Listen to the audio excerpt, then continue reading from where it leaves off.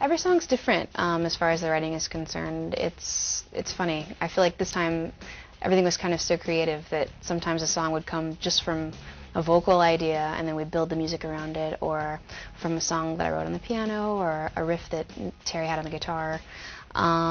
It's really cool. Every song sort of had a life of its own. Call Me When You're Sober started with me at the piano, and when I first was writing it, I definitely didn't think it was a song for the record, or maybe not even a song for Evanescence. It was just kind of fun. I was just like playing what I felt like, and it was just almost like I was being funny. And I don't know why. It's sort of like more that bluesy melody, so I wasn't taking myself seriously, but I loved it so much, and then Terry wrote that awesome riff in it, so yeah, it ended up ruling. I ended up wanting it for the first single. When I wrote Call Me When You're Sober, I definitely was just speaking about the relationship, and that was this big thing in my life at the time that I was finally like writing about, and it felt so good to say no. But at the same time, definitely looking back at that time in my life and everything that was going on, it started to mean more and more to me about people in my life and the band's life. They were just bringing it down and making everything more complicated than it had to be. So it actually applies to a lot of things now. Yeah, we didn't change the treatment very much. I think the first thing that Mark gave us was really good. There were a couple little things that we tweaked, just that, I don't know, there was one part where I was supposed to straddle the guy, and I had that part cut out. And I remember that Mark said about the part, I said, okay, I'm uncomfortable with this, so I'm not going to like get up all on this guy's lap. And he said, oh, okay, you know, I figured you were going to pull that part out, but you can't blame a guy for trying. So, and I laughed, and I thought that was really cute and funny. I'm not going to let him pull a fast one on me. Actually, we shot it at the Pantages Theater in Hollywood, which it's funny, like first walking in, I was like, I hope this works, because it looks like this old Hollywood. It's got a lot of gold, and if you look really close, you can't see it in the video, but there's like statues of like, I don't know, there's like a guy like recording something on old film and all this movie stuff, but they made it look like this Gothic mansion, so it's really awesome. The reason we picked it was for the staircases, for that scene going down the staircase and all the beautiful carpeting and everything. And it was all shot there. It's really cool. The whole dance sequence thing with the girls was in the treatment, and it's something about it that I thought, okay, this could either be really amazing or like backup dancers and be really cheesy. So the way it turned out amazingly is really what I was hoping for. It just looks so wicked.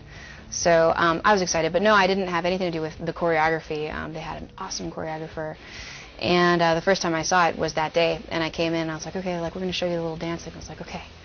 And we watched it, and I was just blown away. I thought it was the coolest. And the girls were really, really sweet. It's one of my favorite parts of the video, for sure. I think doing music videos is just about the extent of acting I want to do. It's really fun. I love doing it. And I'm like, yes, I love this. But I don't think I could do that for a living. It's not only is it really hard, like physically and everything else, it's just a really big job. It's also like you're sort of acting. Like I guess I always want to sort of be real and be myself. And at least, you know, on stage with our music, I feel like I'm expressing my own feelings. I think it'd be really hard to be an actor and be faking it all the time.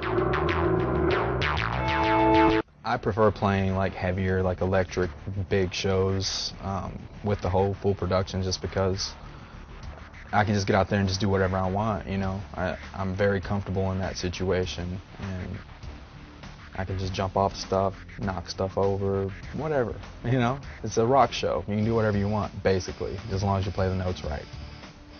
So I prefer that.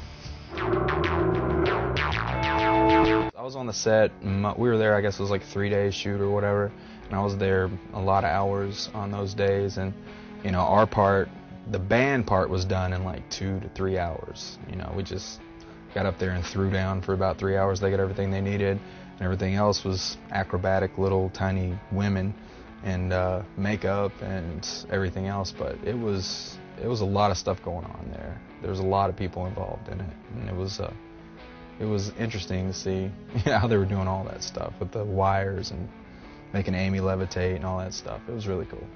I wanted to take the wolves home. I really like the wolves, but they wouldn't even let me pet them. I was just joking around, you know. I was like, oh man, I want to touch them, I want to pet the dogs and love them. They're like, no, you can't do that. They wouldn't let me play with the wolves because I made a joke that I wish I had my laser pointer, because my dog's at home, you know, I play with the laser pointer and they chase it and they want to get it, you know. And the lady was like, no, these are wild animals. You can't do that.